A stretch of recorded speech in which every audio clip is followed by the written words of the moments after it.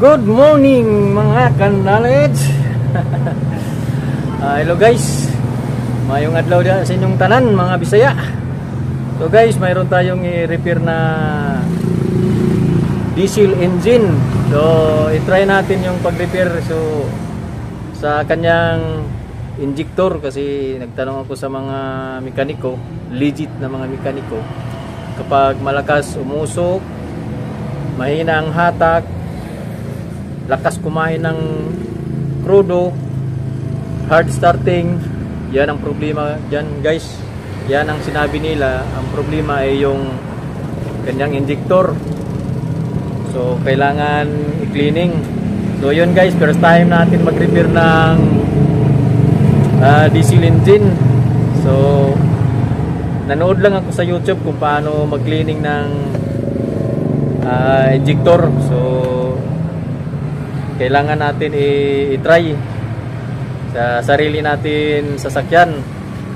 Wala namang magalit pag hindi natin maibalik kasi sarili lang. Pero kailangan natin i-video kasi kailangan natin mayroon tayong record para in case na hindi natin maibalik, mayroon tayong guide. I-rewind lang natin yung video. So subaybayan nyo na lang yung vlog natin ngayon na about sa pag-cleaning ng injector. So i-try lang natin. So let's go guys. Guys, ito yung sasakyan natin guys na i-repair, yung apat niya na injector, kasi malakas to guys, kusog ang vibration ng makina, mausok at saka malakas kumain ng crudo. So mahirap at saka hirap mag-start. So kailangan natin i-cleaning yung injector niya. So ito yung channel natin guys. So yan guys, so Knowledge Adventure TV. So subaybayan nyo na lang yung vlog natin kung may balik ba or successful ba yung pag-repair natin, pag-cleaning ng injector. Okay, let's go. Mag-start na tayo. So yun guys, natanggal na natin yung mga connection. Pero mayroon pa dito dalawa, tanggalin muna natin.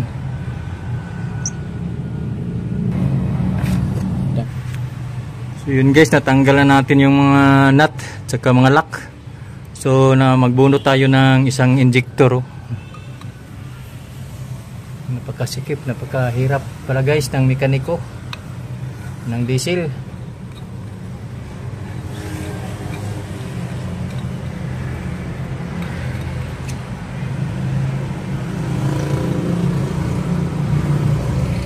So yan guys, ito yung injector guys. So ito yung linisan natin. So doon tayo maglinis sa shop. So yan guys, ito yung injector niya guys.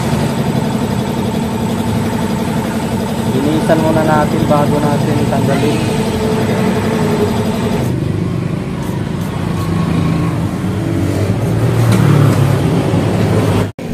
Yan guys, tanggalin na natin yung injector. So dahan-dahan lang natin sa pagtanggal kasi mayroon pang mga pisa pala sa ilalim.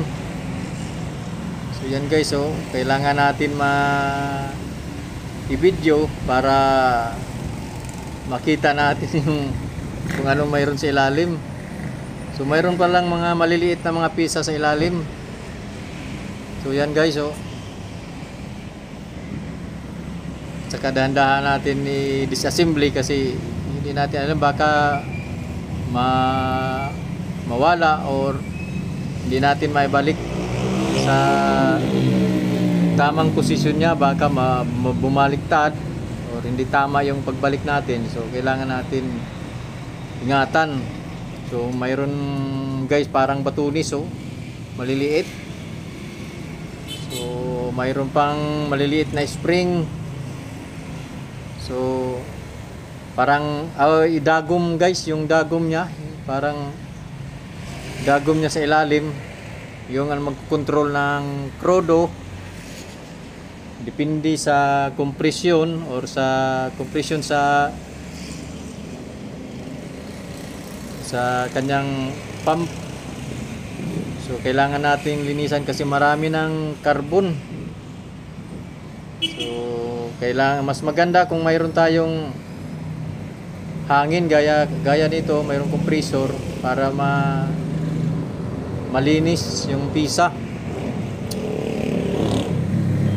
So yan guys, so mga maliliit guys na pisa sa ilalim. Yan o. Mayroong mga maliliit na butas, so kailangan natin i-spray ng hangin para mawala yung mga carbon. So hindi basta-basta pala guys yung injector, kasi maraming maliliit na pisa sa ilalim, kailangan dahan-dahan lang. So kaya i-vlog natin para mayroon tayong record. Saka may share natin kung successful yung trabaho natin, may share natin sa iba na hindi na kailangan magastos pa tayo sa mekaniko. Pwede naman pala natin magawa maayos. So yun guys, mayroong maliliit na butas, so kailangan natin i-cleaning gamit yung steel brush. Yan sa ilalim guys, so para mawala yung mga carbon na maliliit.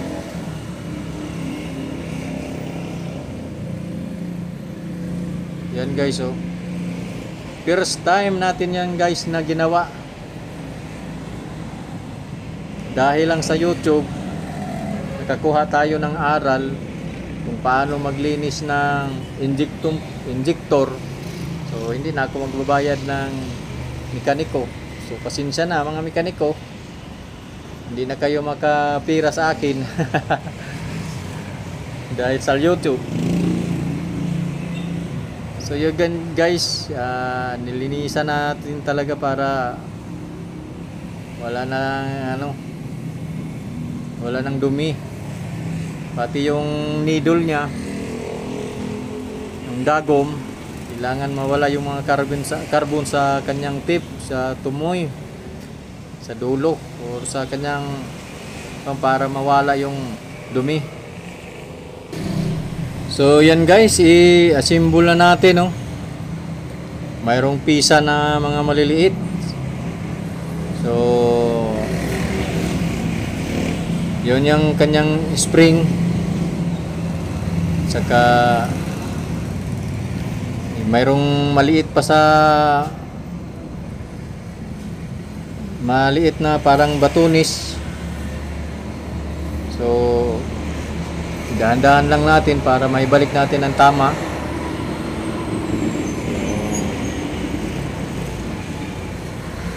Yun guys, so yun yung kanyang mga batunis guys. So hindi pwede yan mabaliktad kasi mayroong mga kanal yan na kung saan dadaan ang crudo. Simbol na natin yun ang kanyang takip. Takip na natin guys, tapos na yan. Ganun pa rin ang paraan.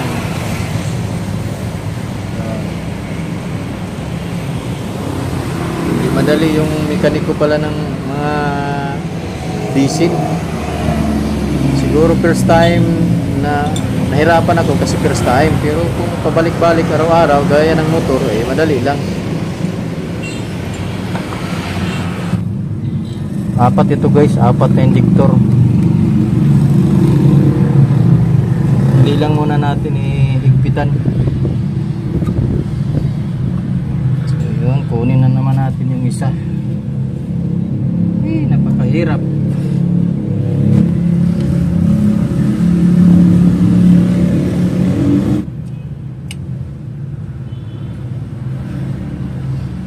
Malaman natin guys kung madumi na. Mahirap kasi matagal umandar guys ng kahit palagi mo nang ginagamit, matagal umandar. So yun guys, so madumi.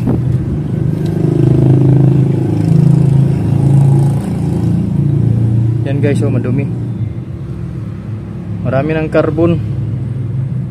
Oh, maitim na. Yan, tayo sa shop na naman tayo. Saan yung back range na isa? Ito.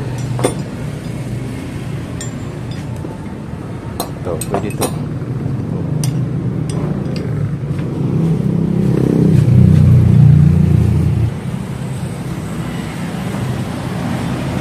So, ito naman yung isa guys.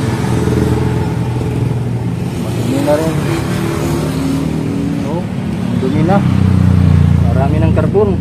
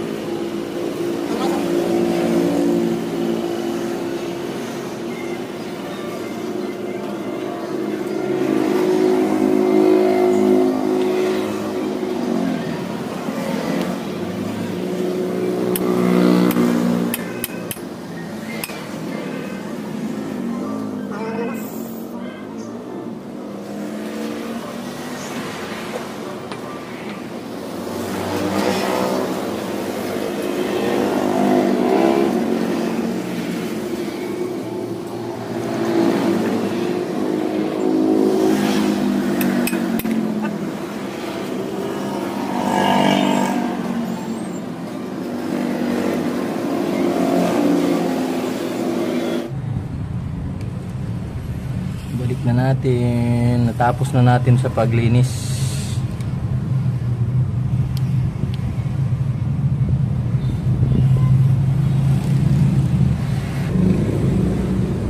Ito guys yung pangatlo guys, oh. Mayroon din carbon, oh. Yan, oh. Parang bago pa to. Yan, linisin na naman natin. Dalawa na lang guys.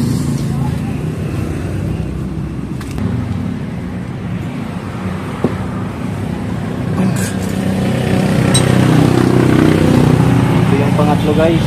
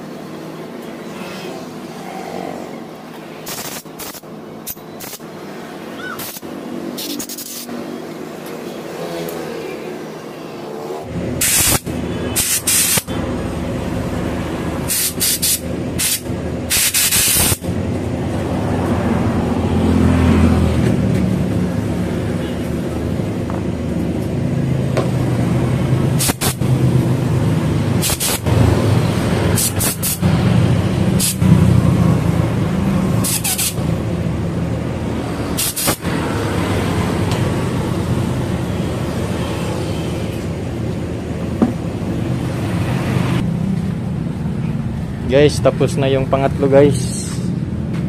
So ibalik na natin guys. Guys, tanggal na natin yung pang-apat.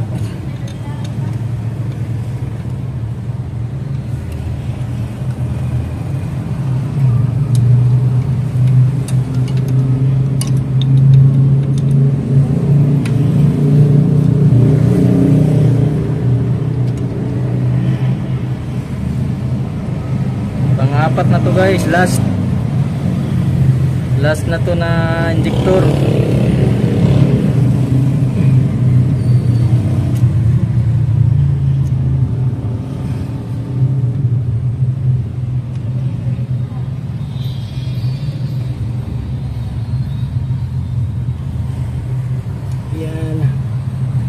Yan na, bunot na natin guys.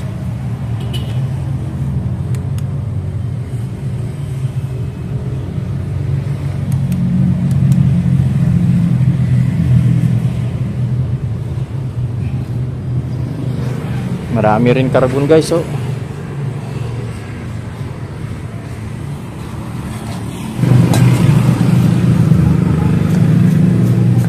Pang-apat na to guys.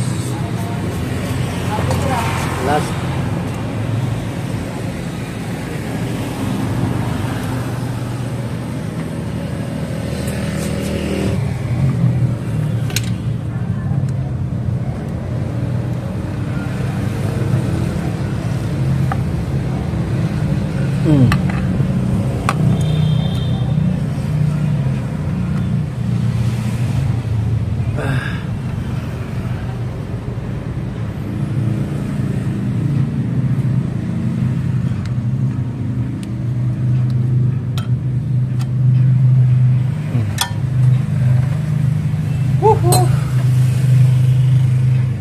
Guys, tapos na. So yun guys, tapos na natin nalagay yung, naibalik yung mga injector. So kailangan natin i-testing bago natin ibalik yung manifold nya. Yung manifold, yung dito patungong air cleaner. Baka mayroong mag-leaking, makikita natin. So mamaya na natin i-symbol lahat. Kailangan natin i-testing. So yun, okay na. O, baka mayroong mahulog na mga tornilyo. Lahat okay na. Ito, okay lang yan. Okay, testing natin guys. So ipump muna natin guys yung kuan para makapasok yung krodo.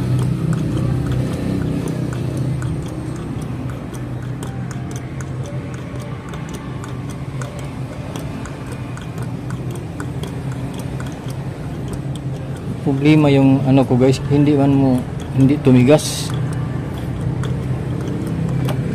Yan. Furia di malas. One time under. Kombinar na yung yabihana natin guys. Sira na. Heater.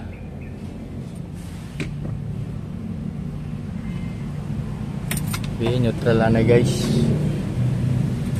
Heater muna natin guys. 1, 5, 6, 7, 8, 9, 10, 11, 12, 13, 14, 15. Let's go.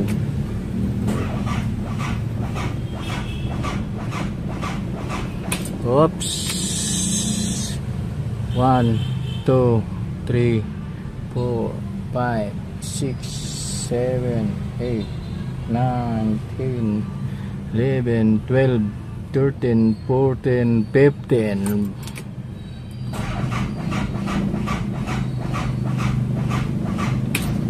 Parang ayaw guys.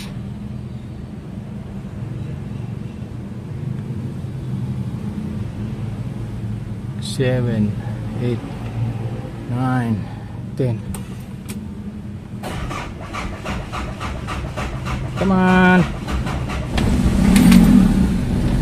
Okay. Andar na guys. So tingnan natin sa kung mayroong leaking.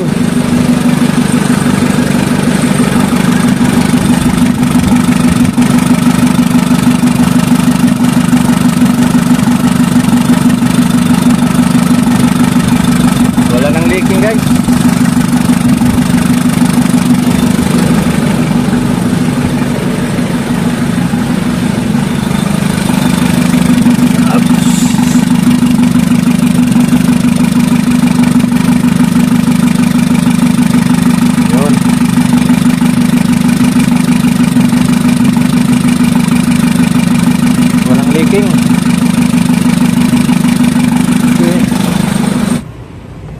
balik na natin guys yung mga pisa.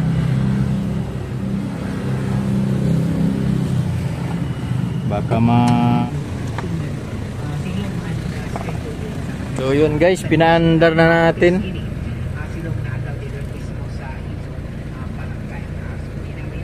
I-off muna natin ang radyo, baka magkuhan tayo, copyright.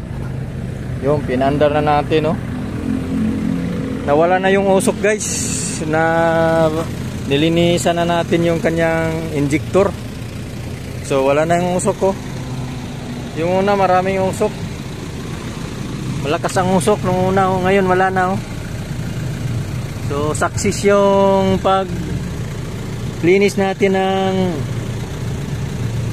nozzle injector nya. So yan guys, salamat sa panonood nyo sa vlog natin. Sana makatulong din tayo sa iba, sa mga manonood, kung paano maglinis ng injector sa Nissan Frontier. Pasok na natin guys sa grahe. Yan ang grehanan ko guys. So, nasira ng ulit. Yun ang multicab natin, ha. Ni-repair na natin yung kuwan. Akala ko makabili na tayo ng battery. Hindi pala. Hindi yung kuwan. Buti na lang nakita ko rin yung busing niya sa starter. Yan o. Oops. Dito na tayo guys. So guys, salamat sa panonood. Thank you. God bless sa ato tanan.